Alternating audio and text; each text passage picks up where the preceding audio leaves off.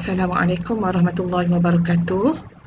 Okey, kita teruskan kepada keseimbangan daya. Okey, tengok kepada paparan yang muncul di depan awak. Ada dua situasi, satu buku di atas meja dan satu lagi pasu bunga. Okey, kedua-dua situasi ini dia berada dalam keseimbangan. Kenapa dia berada dalam keseimbangan? So, kalau perhatikan, kedua-dua dia berada dalam keseimbangan kerana daya paduan dia adalah sifar. Di mana kalau situasi buku di atas meja, tindak balas normal adalah sama dengan berat buku, manakala untuk pasu, tindak balas normal ke atas 12 adalah sama dengan berat ke bawah. Jadi daya paduan dia akan jadi sifar ataupun kosong. Sebab tu kedua-dua situasi ini berada dalam keseimbangan. Kesimpulannya, definisi keseimbangan daya, daya paduan bertindak ke atas objek adalah sifar. Maksudnya daya kiri kanan adalah sama dan daya ke atas ke bawah pun sama. Seperti contoh dua gambar rajah yang menunjukkan tindakan daya ke atas objek. Apakah situasi di mana berlaku keseimbangan daya? Hanya ada dua situasi, iaitu ketika objek dalam keadaan pegun ataupun ketika objek bergerak dengan halaju seragam. Maksudnya dekat sini, objek yang mengalami pecutan automatically dia tidak akan berada dalam keseimbangan daya. Okey, faham?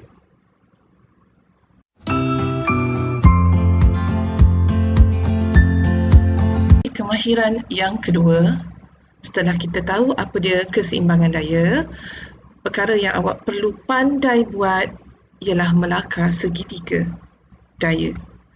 Okey, raja di bawah menunjukkan pemberat yang berada dalam keseimbangan daya. Okey, kalau tengok ada T1, tegangan 1, maksudnya tali itu ditegangkan, ada tegangan tali T1, tegangan tali T2 dan berat yang bertindak ke bawah sebanyak 150 Newton. Okey. Namun terdapat tiga daya bertindak ke atas pemberat, cikgu dah terangkan tadi. Hal ini boleh diwakili oleh segitiga daya. Macam mana nak lukis segitiga daya tersebut? Lukis segitiga daya untuk menunjukkan keseimbangan daya suatu objek yang ditindak oleh tiga daya. Magnitude ketiga-tiga daya diwakili oleh panjang sisi sebuah segitiga dan dilukis secara berturutan membentuk segitiga. Segitiga apa kat sini? Segitiga bersudut tepat sebenarnya. Okey, kita nak lukis 150 Newton, T2 dan juga T1. Okey, kalau kita tengok T1 tu dia sengit ke atas anak panahnya. T2 dia bergerak ke utara, selatan, timur. Ke timur. Utara, selatan, timur, barat. Kalau T1 tu dia panggil barat daya ke barat laut? Cikgu pun dah lupa. Okey. Sekarang ni kita nak gabungkan anak panah ni membentuk segitiga sudut tepat. Jadi daya yang 150 darjah tu dia duduk ke mana? Dia mesti bertindak ke bawah. Anak panah tidak berubah. Macam mana kita nak susun supaya anak panah ni membentuk satu pusingan yang lengkap? Okey, tengok ya. Okey, mula-mula kita letak 160 Newton sebab dia bertindak ke bawah, anak panah ke bawah. Okey, kemudian anak panah ke kanan T2. Okey.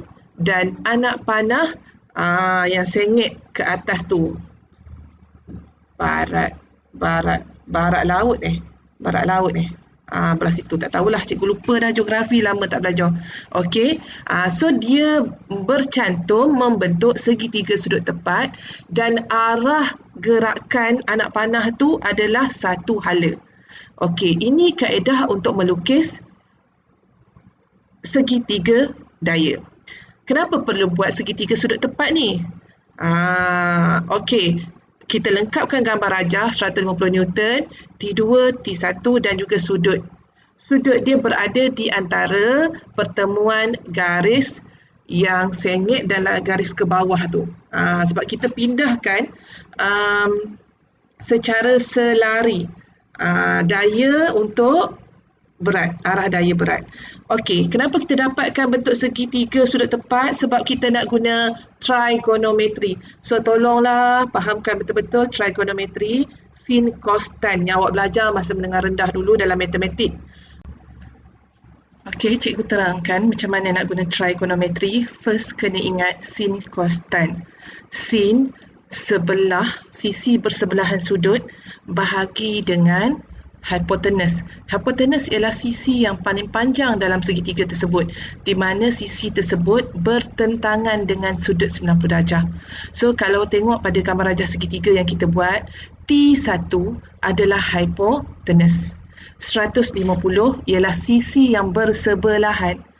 T2 sisi yang bertentangan dengan sudut 30. Bersebelahan, bertentangan, kena tengok sudut tu di mana. So sudut 30 tu duduk atas, sebelah dia ialah 150, setentang dia ialah T2. Manakala T1 ialah hypotenuse. So kalau awak nak guna cos 30, awak akan ambil 150 bahagi dengan hypotenuse T1. Kalau awak ambil sin setentang T2 bahagi T1. Kalau awak pilih untuk cari, awak nak guna tangent, setentang bahagi sebelah. Sebab tu T2 bahagi 150. Okey, jelas tentang sin, cos, tan. Cikgu harap awak faham dan tolong ingat betul-betul apa dia formula sin, formula cos, formula tan. Sebelah dan setentang ditentukan oleh keadaan di mana sudut tu berada. Manakala hypotenuse memang khas untuk sisi yang paling panjang.